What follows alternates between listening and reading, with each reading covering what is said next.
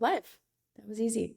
Thank you for joining me, Nathan. I obviously have been having a lot of chats with you and the Devconnect team about all things Devconnect, prepping for Devconnect, your app strategy. Yeah, just really excited to have you on. Maybe we can kick off with an intro about what you do, what your role is at the foundation, and then get into it. I know you're already at in Buenos Aires as well, so would love to hear any tidbits from that. Yes, I am in Buenos Aires indeed, in LF, the hub by Crecimiento, where it's buzzing. As a matter of fact, we're currently testing the app that you just mentioned, and we're allowing people to pay their coffee and cookies with crypto. So we're testing that as we speak, and that's of course ahead of what we'll be doing in Buenos Aires, Argentina, in 10 days now, in La Rural. So I'm talking obviously about Devconnect. And yeah, Devconnect and is the event that the Ethereum Foundation is organizing on a yearly basis. So we organize Devconnect and Devcon. It's the same team, and I'm currently leading the team. What can I say about the event generally is that this year we're doing things very differently. And so it's very different from past Devconnect, and it will also be very different from classic Devcons. So I think it's a hybrid model where we want to really feature the applications of Ethereum and feature Ethereum in production in real life. And we want to show again Ethereum in production. We want to allow anyone to enter the venue and be able to pay with crypto, and we are facilitating that with the app we're building and with all the partners we're integrated. So obviously Para is one of them. We're also integrating Peanut for claiming leaks, ENS for domains, Zapper, Coinbase, and many other partners that help us to make that possible. So we've built a shell that allows us to leverage the products, the amazing products of the ecosystem to hopefully provide a good experience, a payment experience, and overall experience for what we'll do on the ground. I can also share a bit more about the event. So we're doing this application, and the concept is like the first Ethereum World Fair, and we'll do an application showcase, and so you'll be able to try out the projects of Ethereum.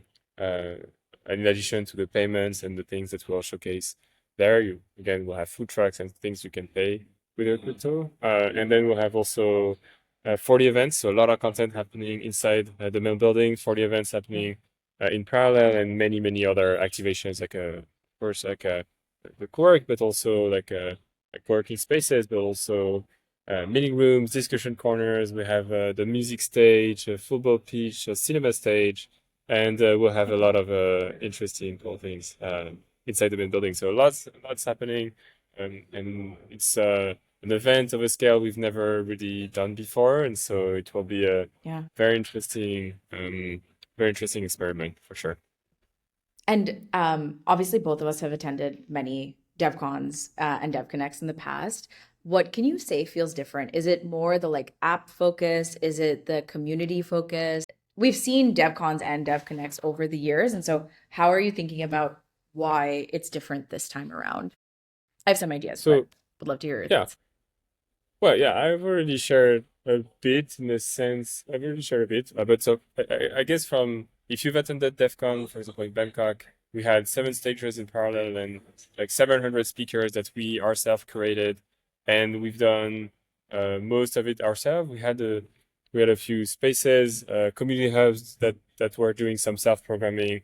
So, but the idea is that we had one building and we were doing most of it ourselves, except maybe the booth by the supporters and the community hubs where we had some communities coming together to organize their independent self-led programming. So that's DevCon. Connect historically emerged from the COVID crisis, where we wanted to do an event, but we could not do an event of the scale of DevCon. Like we could not host the 10,000, 15,000 people in the main building. And so the team at the time that I was not part of decided to organize a co-work, and signal towards that co-work and let the community organize itself and organize many side events that themselves could curate. And we also believe and still believe that communities themselves can be very good at creating, and sometimes are better at creating their own content. Like ZK community will be the best creating ZK specific topics and so on and so forth. And so what's the initial roots of Devconnect being a very decentralized event in that sense, grew into a more a bigger type of event in Istanbul, where we also had a co-work, but we welcome more events happening inside the main building. We expanded the co-work size, and we did more ourselves. And I guess Devconnect in Argentina this year is a hybrid model between both, where it still keeps this like decentralized and like independent way of creating the content. We only organize 2 events among the 40. All the others are community led. DF is doing some, but not the Devconnect team. We organize the Ethereum Day on the 17th, and the ETHCon event is organized by local communities here and we're working closely with them. But all the others are organized by independent communities, EF teams, etc., and they're creating their own content. So that's one. That's one. I guess also like we also replicate the community hubs from DevCon, for example. And I guess yeah, the biggest main difference is the application showcase that we've never really done. So all the showcase that you'll see are applications of the Ethereum space that we're pushing to showcase their apps in a very creative, tangible way, and the goal being that an attendee can interact with the app in real time.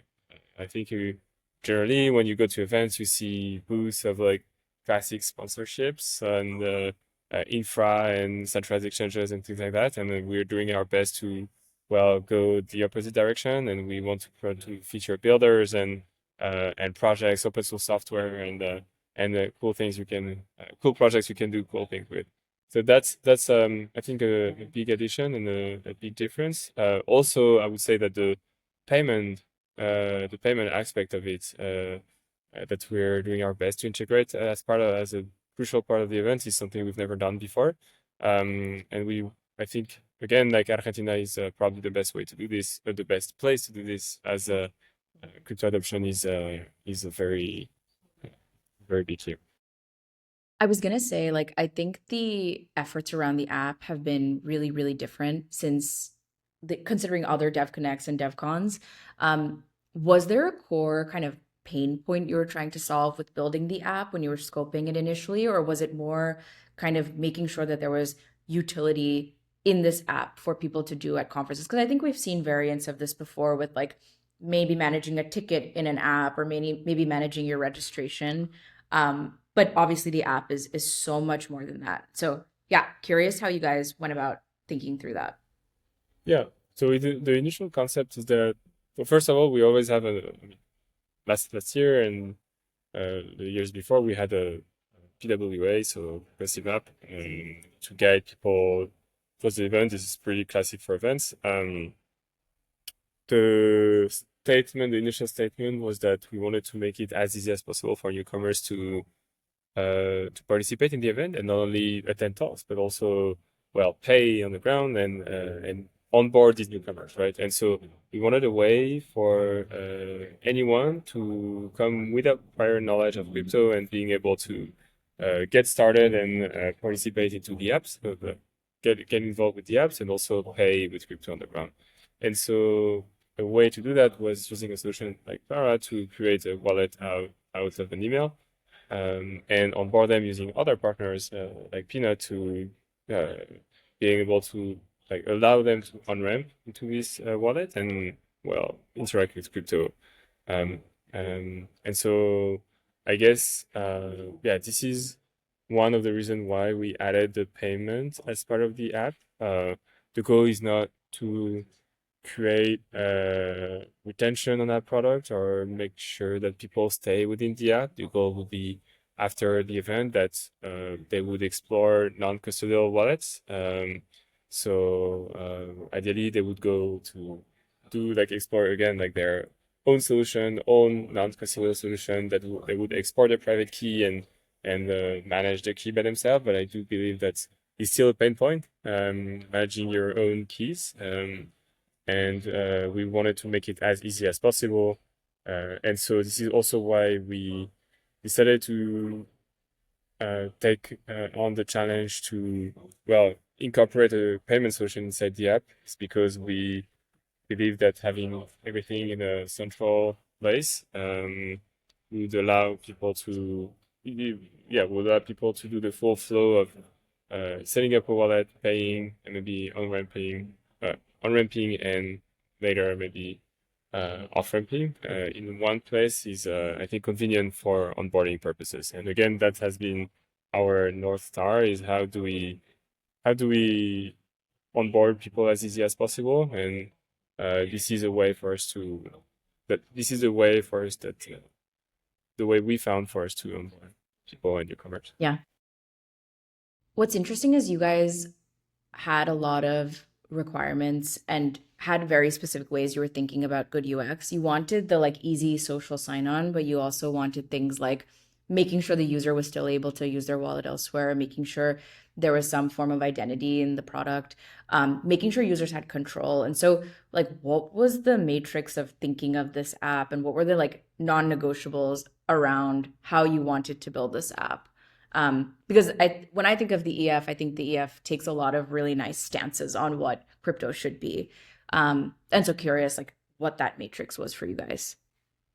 Yeah, that's a very interesting question. I mean, again, I think our metrics was our North Star was really about providing a good UX experience for the event, while onboarding people to crypto if necessary. Um, and I say if necessary is because we want to address both newcomers that don't have a crypto wallet, never heard of it, and that can create a wallet with an email address, and also the people that already have a wallet and that just want to use the payment, like the payment solution via the app, because we'll also think that's added benefits in the way that we're giving perks with the app. Like if you have a yeah, if you have a Devconnect ticket, we're able to identify that in the app, and we're able to give perks directly, uniquely to each attendee, like avoid CBL problems. And this is why we're using, for example, the ticket connection system to allow giving perks to every single attendee. Like as an attendee, you will be able to claim $2 using peanut links so that you can claim money and then pay it right away on the app. So this is why it's convenient also to have it in one place. I think we do have a fragmentation issue in crypto in general, or in tech in general, and so it's helpful to have a kind of like to have this shell where we can gather things and simplify things as much as possible.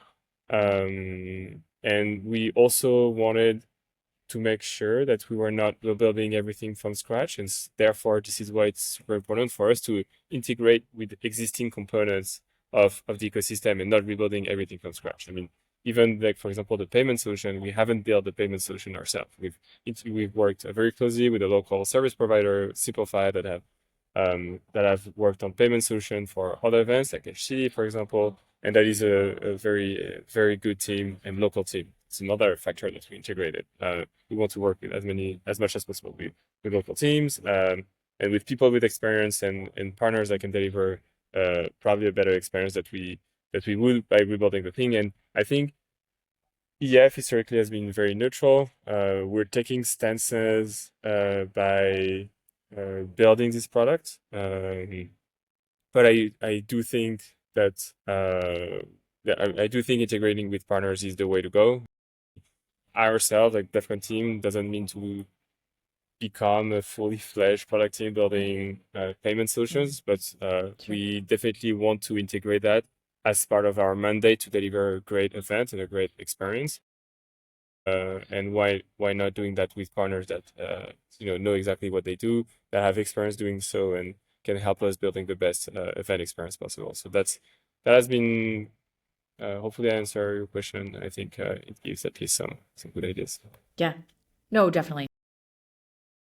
I think Yeah, lore for people listening overlapped at consensus in 2017, and at that point the EF was really neutral, and it's been really exciting to see the EF have opinions on things they want to see and you want to see in the space. I think that's been like a huge, just really interesting way to frame how the EF has opinions on what needs to be what the standards are for crypto. And I think that's like a guiding principle for teams like us, especially on the wallet side, which yeah, can really go a lot of different ways. There's just a lot of different trade-offs you can make. And so we've certainly found that really helpful from you guys. Uh, in terms of who is attending, can you share a little bit more about like the user persona that's coming? Obviously, there's people like us that have kind of existing ways we interact with crypto, but what is the like kind of profile breakdown on who you expect to be interacting with the app? Of course, there are the usual suspects that always go to our events, and oftentimes when they go once, they want to come back. So hopefully, we have a lot of returning participants. We're offering discounts to people who attended Devcon and Devconnect as maybe that helps. But I think, yeah, we have a good chunk of our attendees are experienced Ethereum veterans, and people that are very knowledgeable about crypto, obviously. We're and they're usually coming from all around the world, Asia, Europe, the US mostly. We're attracting more and more people from India and also Africa, countries like Nigeria, and that's probably very much linked to the visa streamlined process that we've set up, and that has been able to deliver a visa to people that usually don't have them, and so we're expecting more people from these countries this year, even though um, Argentina is a quite remote country and far from many places. We've seen people traveling 30, 40, 50 hours to come here. So we are very excited to welcome them. But so yes, we have these usual suspects that are knowledgeable about Ethereum and very much crypto experts. And this time we're attracting a lot of newcomers, I think more than previous years, and also a lot of local attendees. And so now we have about 50%, I think slightly more, I need to check the numbers, but that are from LATAM, and a very good portion of them, and the majority of them coming from Argentina. And we're all doing, I mean, we're building a lot of, doing a lot of efforts to achieve these numbers. And I think that I would say that it's also a key differentiator with other events worldwide is that we do our best to have as big of a local impact as possible, and so we put a lot of effort in attracting well local ecosystems. This time specifically for Argentina and Latam.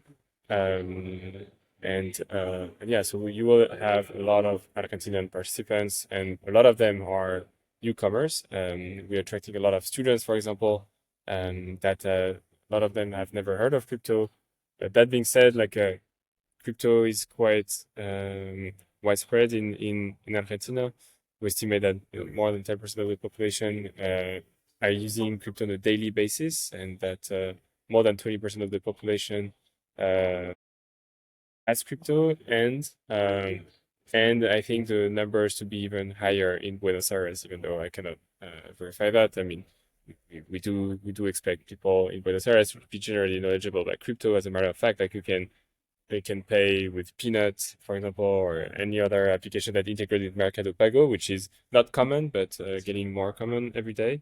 You can pay with your crypto in many shops here, and you have many services for that. Anyways, just to say that we're attracting a lot of newcomers for this edition, a lot of locals among the newcomers. Some are already knowledgeable about crypto because they store it without necessarily being as part of the Ethereum community. They're just crypto users because that's what it is in Argentina. There's a lot of Yeah. adoption. And, yeah. One thing you mentioned that was really interesting is obviously a lot of the user base will be new to crypto users. They're familiar with the concept, but this is the first time they're kind of onboarding to Ethereum and actually using it in practice. Um, what was like you mentioned a little bit on the wallet side that it was important for users that had created accounts in the app that you guys are building that they kind of were able to use it in other places. Can you share a little bit more about the thinking about that retention strategy? Like obviously the idea is not for the EF app to be like a long-term thing, but you do hope that these people continue to transact. Like why is that important to you? I know it seems obvious to me, but I'm sure a lot of people would love to hear your thoughts about this. So we want to onboard people to crypto and Ethereum in general. We don't want to onboard people to our app specifically. I mean, we don't have the objective to grow a single app and make profits or generate a user base out of us, out of what we do. The goal is to showcase the power of Ethereum applications and the power of Ethereum in general. And so we don't really care about retention in the app. Again, we care about providing the best payment experience and event experience as a whole. And so we will be pushing attendees to export their private key and onboard to self-custodial wallets afterwards. So so you should be able to use the payment system with other like local POS systems. We're integrating with local IO POS. I mean, it doesn't ring a bell for most, but this is a classic terminal for people to, like for merchants to accept crypto. I do think that, for example, working with these dozens of merchants in the venue will hopefully help them understand also the power of crypto. For example, here in Argentina, when merchants receive payments, they actually don't receive payments right away. It usually takes a few days, sometimes weeks, to get their money from the point of sale system to their bank account. And with crypto, they can see that it is going straight into their account. And so showing stuff like that is very powerful and it can hopefully increase overall adoption. And yeah, so this is also why we're putting a lot of effort in onboarding users, but also merchants to be to these systems. Yeah.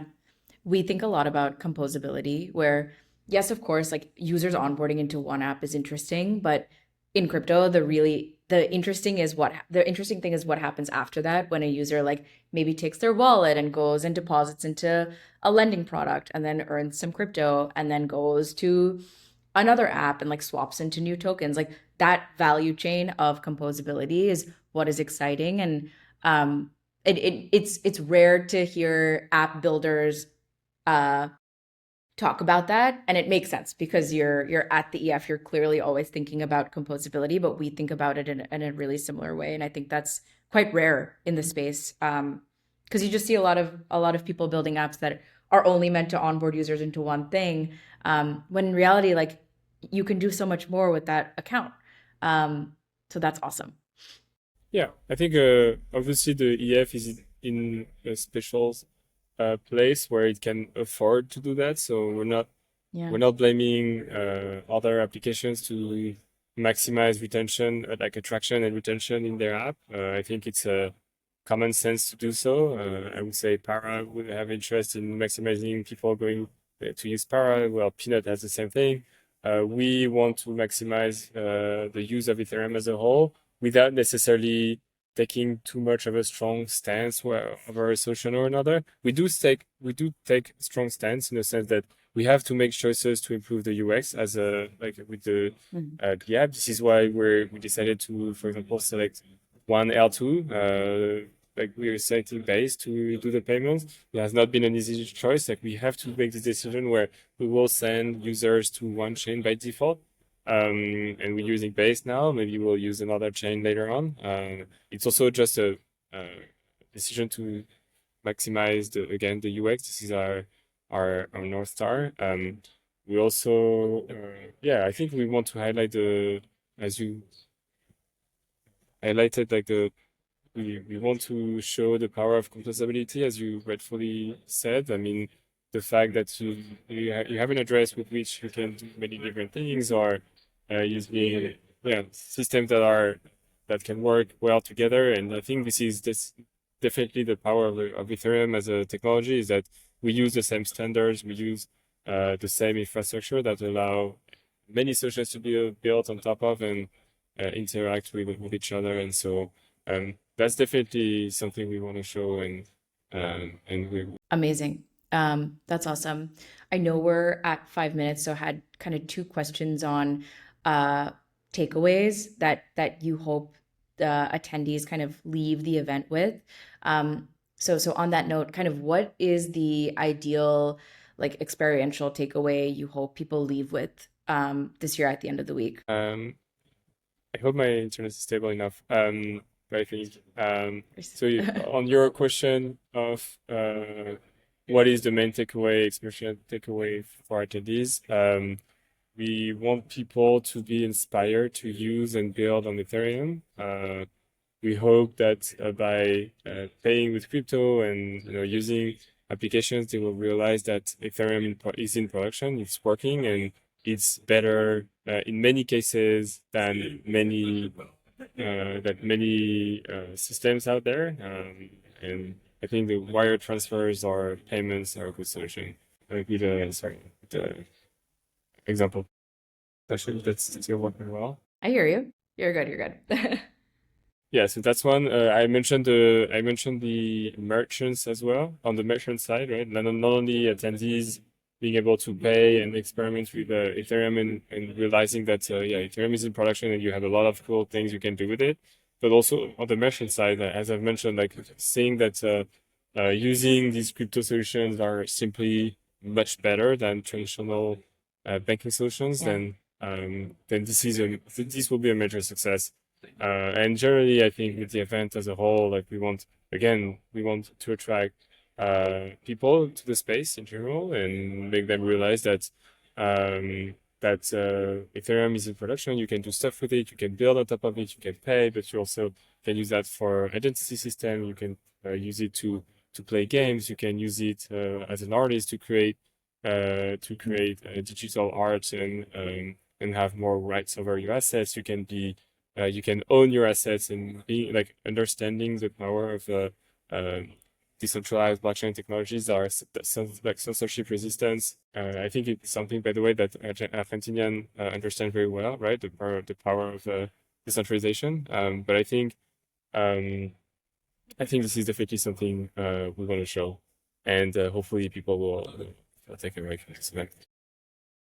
That's awesome. And in terms of what new behavior you hope to be kind of the standard after Devconnect, are you most excited about the new behavior of like paying on chain, of onboarding on chain, of maybe managing your identity on chain? Like, what is that like meta takeaway that you're excited about for future Ethereum gatherings or even beyond? Yeah, I think that's a good question. I think definitely the payment, like showcasing the payments, is definitely one very important part. Like showing that everyone with a wallet, whether it is whatever wallet it is, whether it's Para, Peanut, MetaMask, Rabby, whatever, they can interact very easily, seamlessly. Whether you're in Argentina or the other part of the world, it takes a second and now a few cents to just send money abroad instantly. This is, in my opinion, just better by a wide margin than any other system, Web2 system out there.